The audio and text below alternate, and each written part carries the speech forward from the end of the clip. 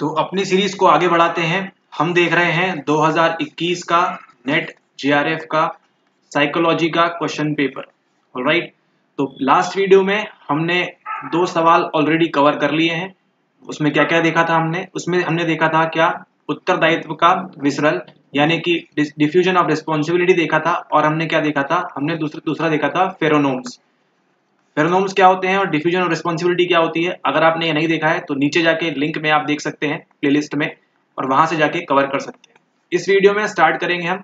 ये सारे ऐसे सवाल हैं जो आपको देखने को कहीं नहीं मिलेंगे, सिर्फ और सिर्फ एक्सक्लूसिवली आपको हमारे चैनल पे देखने को मिलेंगे। ठीक है, क्योंकि ये सवाल क्या है, ये थोड़े टफ सवाल हैं, और जो महंगे महंगे कोचिंग इंस्टीट्यूशंस हैं वो क्या करते हैं, सिर्फ आसान सवालों पे अटैक करते हैं। आप लोगों को बताने की जरूरत नहीं है, आप लोग साइकोलॉजी पढ़ते हैं, आप लोग काफी इंटेलिजेंट है ना, आप लोग का आईक्यू काफी अच्छा है। तो सवालों के चयन से आपको समझ में आ जा रहा होगा कि क्या हम करने वाले हैं धमाका। ठीक है, ओके, तो स्टार्ट करते हैं। सबसे पहले क्वेश्चन नंबर 12 की बात करते हैं। ये क्या कह रहा है, ये कह रहा है कि behaviour is a direct result of behavioural intentions, this is explained by which of the following. चार ऑप्शन दिए हैं आपको। व्यवहार व्यवहारिक अभिप्रायों का प्रत्यक्ष परिणाम है, इसकी व्याख्या निम्नलिखित में से किसकी है। वो ये कहना ये चाह रहे हैं कि हमारे जो इंटेंशन होते हैं ना, हमारे जो इंटेंशन है, ठीक है, हमने कई बार सुना होगा लेमन के शब्दों में कि उसका इंटेंशन खराब है, उस लड़के के इंटेंशन खराब है, या उस लड़की के इंटेंशन खराब है। ठीक है, तो ये क्या होते हैं, ये जो इंटेंशंस है हमारे, जो कौन से इंटेंशंस की बात हो रही है, बिहेवियरल इंटेंशंस की, यानी कि व्यवहारिक अभिप्रायों की बात हो रही है। ठीक है, तो आपका जो बिहेवियर है, ठीक है, वो किस पे डिपेंड करेगा, डायरेक्ट रिजल्ट किसका है, उसका डायरेक्ट रिजल्ट किसका है, आपके बिहेवियरल इंटेंशंस का। ठीक है, कि आप चाहते क्या है वैसा ही आप बिहेवियर करेंगे। मान लीजिए आपका बिहेवियरल इंटेंशन ये कहता है कि आपको क्या करना है, आपको आज आइसक्रीम खाना है। ठीक है, ये आपका इंटेंशन है कि आपको क्या खाना है, आपको आइसक्रीम खाना है। तो आप क्या करेंगे, आप उसी रोड से जाएंगे जहां पे वो आइसक्रीम की शॉप होगी या फिर आइसक्रीम का ठेला लगाता होगा। ठीक है, उसी शॉप के पास से आप जाएंगे। ठीक है, तो आपका बिहेवियर क्या हुआ, डायरेक्ट किया किसने, आपके इंटेंशन ने। It is just an example आपको समझाने के लिए। ठीक है, तो प्रश्न ये पूछ रहा है आपसे कि कौन सी थ्योरी इसको एक्सप्लेन करती है। ठीक है, theory of reasoned action, theory of social impact, equity theory और करस्पॉन्डेंट इन्फरेंस थ्योरी। तार्किक क्रिया का सिद्धांत, सामाजिक प्रभाव का सिद्धांत, साम्यता का सिद्धांत और संगत अनुमान का सिद्धांत। ठीक है, तो करेक्ट आंसर क्या है इसमें, करेक्ट आंसर है इसका आपका option number A, theory of reasoned action. ठीक है, ये आपको जब हम नोट्स प्रोवाइड करेंगे उसमें आपको ये देखने मिलेगा कि ये साफ साफ लिखा हुआ है। ठीक है, साफ साफ लिखा हुआ है कि हमारे जो भी बिहेवियरल इंटेंशंस होते हैं, ठीक है, वो किसका रिजल्ट है, हमारे मतलब बिहेवियर जो है किसका रिजल्ट होता है, सिर्फ और सिर्फ आपके बिहेवियरल इंटेंशंस का।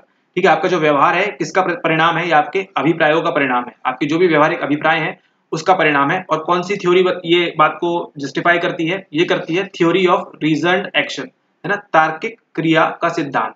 एक ऐसी क्रिया जो कैसी है, तर्कपूर्ण है ना, तर्कपूर्ण क्रिया का सिद्धांत ये हमको बताता है कि हमारे जो व्यवहारिक अभिप्राय हैं उन्हीं का प्रत्यक्ष परिणाम क्या है, हमारा जो भी XYZ व्यवहार है वो। ठीक है, तो इसी के साथ साथ आपको मालूम है थ्योरी ऑफ सोशल इंपैक्ट क्या है, इक्विटी थ्योरी क्या होती है, और करस्पॉन्डेंट थ्योरी क्या होती है। ठीक है, संगत अनुमान का सिद्धांत, सामाजिक प्रभाव का सिद्धांत आपको नाम से समझ में आ रहा है, सोशल इंपैक्ट। ठीक है, तो सोसाइटी से जो हमको इंपैक्ट होगा हमारे बिहेवियर में, उसकी यहाँ पे बात हो रही है। ठीक है, ओके ओके, तो हमारा करेक्ट आंसर क्या हो जाएगा, करेक्ट आंसर हो जाएगा हमारा तार्किक क्रिया का सिद्धांत, यानी कि theory of reasoned action. Alright, चलते हैं अब अगले प्रश्न के ऊपर।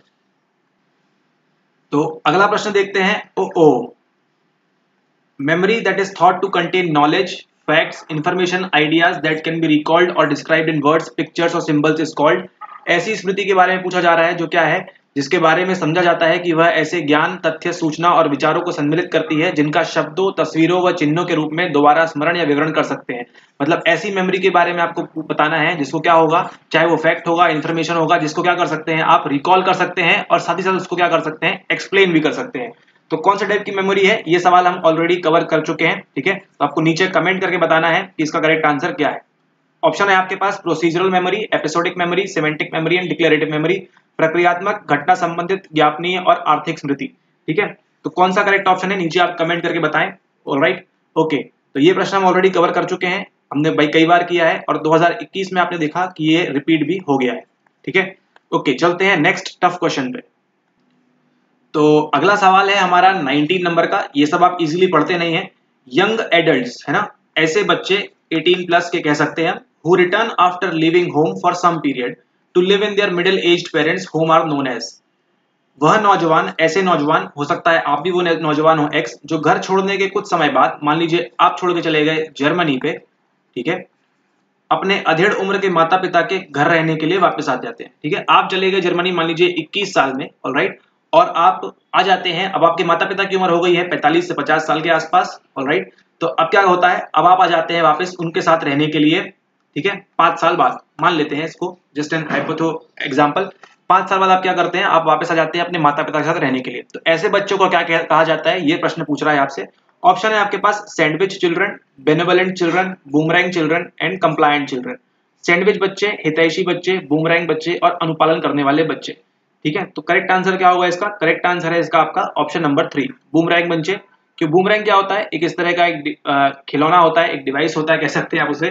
ठीक है, तो इसमें क्या होता है, जब आप इसको हवा में फेंकते हैं तो वापस कहाँ आता है, ये अपनी पोजीशन पे वापस एक्स जगह पे आ जाता है। आपने यहाँ से इसको छोड़ा था, ये घूम के कहाँ आ जाएगा, इस तरह से वापस आ जाएगा। कई सारी मूवीज में आपने देखा होगा कि बूमरैंग क्या होता है। ठीक है, तो बूमरैंग चिल्ड्रन ऐसे बच्चे हैं, ऐसे यंग एडल्ट्स हैं, ऐसे नौजवान हैं जो क्या करते हैं, who return after living home for some period, अपना घर कुछ समय छोड़ के जाते हैं लेकिन वापस फिर आ जाते हैं। क्यों, क्योंकि माता पिता के साथ रहने के लिए। ठीक है, तो देख रहे हैं आप, यहाँ से एक्स से स्टार्ट किया तो एक प्रकार का क्या बन रहा है, ये बूमरैंग बन रहा है ना, बूमरैंग बन रहा है एक प्रकार का। तो ऐसे बच्चे क्या कहलाते हैं, बूमरैंग बच्चे कहलाते हैं। और ऑप्शन है आपके पास कंप्लायंट चिल्ड्रन कौन होते हैं, अनुपालन करने वाले बच्चे। कंप्लायंट मतलब आपको समझ में आ रहा होगा, कंप्लायंस है ना, बातें मानते होंगे। हितैषी बच्चे भी ऐसा दिया हुआ है आपको, बेनेवोलेंट चिल्ड्रन। ठीक है, और सैंडविच बच्चे भी दिया हुआ है। सैंडविच क्या होगा, वो माता पिता और बच्चों के बीच क्या होते हैं, वो दब जाते हैं ना, ऐसे कहलाते हैं सैंडविच बच्चे। तो चिंता की बात नहीं, इसको कवर करेंगे हम अपने लेक्चर्स में, डोंट वरी फॉर दैट। ठीक है, तो ये था एक और टफ क्वेश्चन, इसको कवर किया, बूमरैंग चिल्ड्रन कौन होते हैं, अब आप समझ गए, इसको आप नोट कर लीजिए। ऑलराइट, तो अब चलते हैं अगले नेक्स्ट टफ क्वेश्चन पे।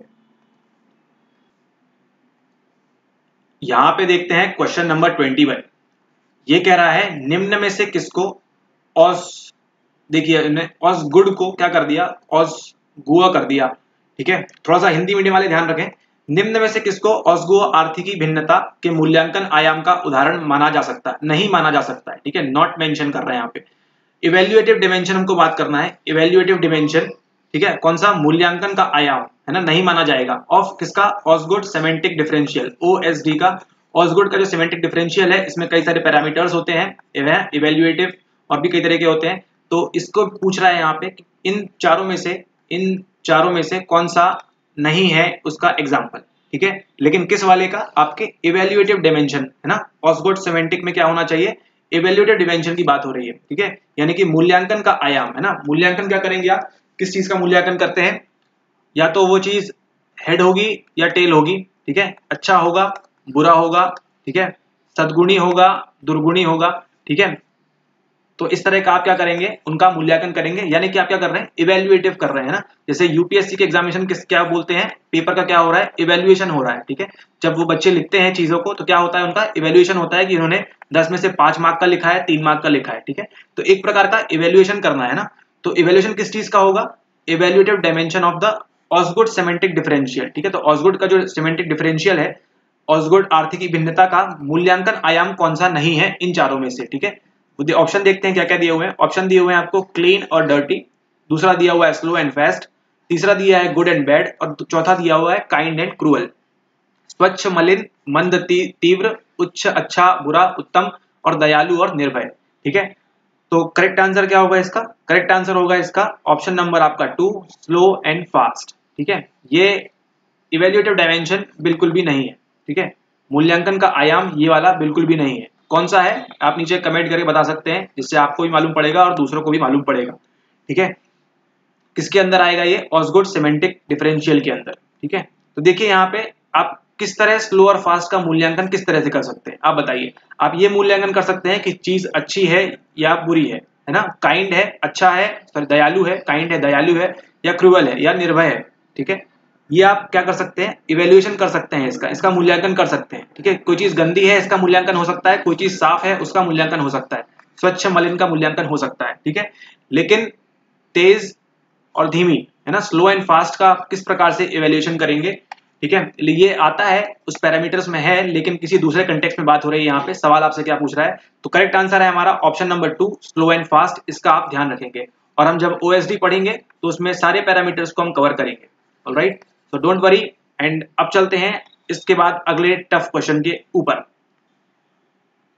स्क्रॉल करते समय एक चीज दिखी जिसे कहा गया है जोना कॉम्प्लेक्स। ठीक है, तो जोना कॉम्प्लेक्स क्या होता है, ये कई सारे लोगों ने कवर किया हुआ है। तो हम किस पे फोकस कर रहे हैं, टफ क्वेश्चन पे फोकस कर रहे हैं, क्योंकि आसान चीजें आपको यहाँ वहां से मिल जाएंगी, लेकिन टफ चीजें कोई आपको बताएगा नहीं, तो उसके लिए हम बैठे हैं, डोंट वरी फॉर दैट। चलिए स्टार्ट करते हैं, देखते हैं क्वेश्चन नंबर 28। तो नीचे आप कमेंट करके बताइए कि व्हाट इज जोना कॉम्प्लेक्स, क्या होता है वो। ठीक है, qualities such as calmness, tolerance, sociability, love of comfort and easy goingness depict which of the following. चार आपको ऑप्शन दिए हुए हैं यहाँ पे। शांति, सहिष्णुता, सामाजिकता, आराम, प्रेम तथा सहजता जैसी विशेषताएं निम्नलिखित में से किसे प्रदर्शित करती हैं। चार ऑप्शन आपको दिए हुए हैं। आपको दिया हुआ है विसर्टोनिया दिया हुआ है, सोमाटोटोनिया दिया हुआ है, सेरेब्रोटोनिया दिया हुआ है और एक्टोमोर्फिया दिया हुआ है। तो ये क्या है, एक प्रकार से प्रकार है। ठीक है, जैसे आप हिंदी में पढ़ते हैं काफ, वात और पित्त, है ना, वो सब चीजें पढ़ते हैं, अलग अलग डायमेंशन दिए हुए हैं। ठीक है, और फिर यहाँ पे आपको ऑप्शन दिया हुआ है अंतरांग प्रधानता, विसर्टोनिया, काय प्रधानता, लंबाकृति, प्रमस्तिष्क प्रधानता। तो ये सब क्या है, एक प्रकार के टाइप्स हैं, है ना, कि कौन कैसा दिखेगा, क्या टाइप्स होगा पर्सनैलिटी का, वो सब चीजें हैं इसके अंदर, है ना। किसने बताया था ये किसने बताया था, ये आप नीचे कमेंट कर दीजिए। तो करेक्ट आंसर क्या होगा इसका, करेक्ट आंसर होगा आपका इसका ऑप्शन नंबर ए, विसर्टोनिया। ठीक है, ऐसे लोग होते हैं जो क्या शो करते हैं फीचर्स, कामनेस का, टॉलरेंस का, सोशियबिलिटी का, लव ऑफ कंफर्ट का और इजी गोइंगनेस का, है ना। शांति, सहिष्णुता, सामाजिकता, आराम, प्रेम, ये सभी विशेषताएं कौन शो करते हैं, अंतरंग प्रधानता वाले लोग शो करते हैं, है ना। काय प्रधानता वाले क्या करते हैं, सोमैटोटोनिया दूसरे तरह के, कोई मोटापा शो करेगा, ठीक है, कोई एनर्जेटिक शो करेगा, कोई फ्रेजाइल शो करेगा, है ना, कोई एंगर शो करेगा। तो ये सब इन्हीं के प्रकार हैं। ठीक है, जिस प्रकार से हम अपने पढ़ते हैं बेसिक्स में। ठीक है, तो ये था इसका करेक्ट आंसर आपका ऑप्शन नंबर ए, विसर्टोनिया, यानी कि अंतरांग प्रधानता, विसर्टोनिया। ओके, तो इस वीडियो के लिए इतना ही। हमने 3-4 सवाल कवर कर लिए हैं अभी तक। ठीक है, मेनली हमने टफ सवाल उठाए हैं, ठीक है, जो इजीली कोई बताता नहीं है। ठीक है, तो चैनल को सब्सक्राइब नहीं किया है तो चैनल को सब्सक्राइब कर दीजिए। बाकी क्या बोलना है आप लोग को, बस पढ़ाई करिए। ठीक है, और DOR मत होने दीजिए, अपना डिवीजन ऑफ रिस्पॉन्सिबिलिटी बिल्कुल मत होने दीजिए। ठीक है, लाइक कर दीजिए, और अगर आपने टेलीग्राम ग्रुप अभी तक ज्वाइन नहीं किया है तो टेलीग्राम पे भी ज्वाइन कर लीजिए। ठीक है, ऑलराइट, मिलते हैं अगले वीडियो में। हम सॉल्व कर रहे हैं 2021 का क्या कर रहे हैं, हम पेपर सॉल्व कर रहे हैं। ओके, तो 2 वीडियो ऑलरेडी आ चुके हैं। अगले वीडियो में मिलते हैं, थर्ड वीडियो में कुछ और सवाल देखेंगे। हम देखेंगे अगले वीडियो में यूडेमोनिया क्या होता है। ठीक है, घूमते रह जाओगे, ढूंढते रह जाओगे तो भी आपको ये टॉपिक पे 2021 का MCQ शायद ही मिलेगा। तो don't worry, wait for the lecture. Alright, thanks for watching the video, have a nice day ahead, take care.